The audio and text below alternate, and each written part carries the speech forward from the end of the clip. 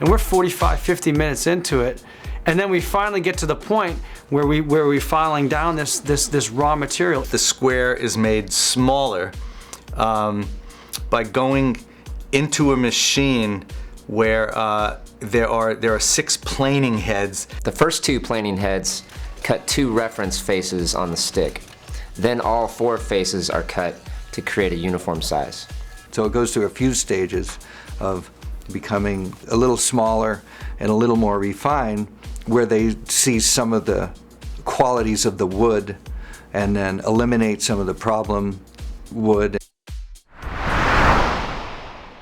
When the square block transforms into the round cylindrical kind of stick, I thought it was very interesting. The first process in making the square round is they put the square into this it's like a round plane or something that cuts it perfectly all the way around. The square is fed through the center of a cutting head, reducing the square to a dowel.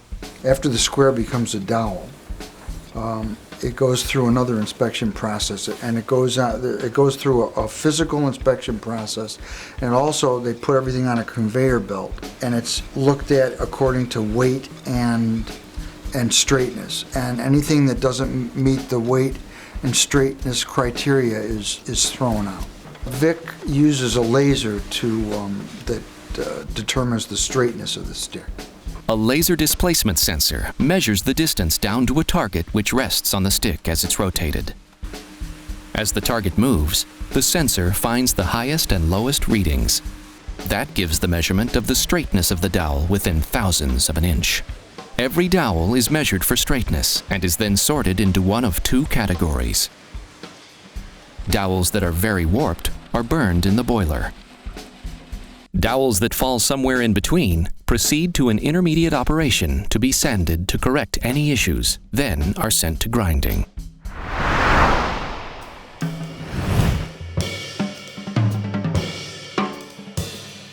Quality and the highest standards of manufacturing and design and comfort for the player using the sticks has been the prime reason for what we try to accomplish in development.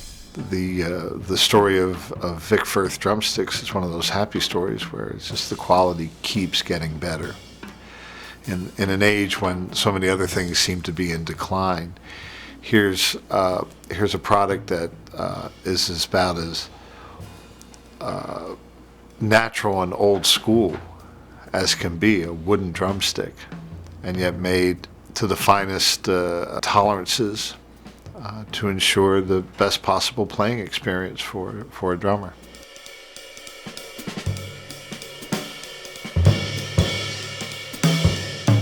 I wish there were shortcuts, and there are, but something has to be sacrificed, and I absolutely refuse to shortcut quality.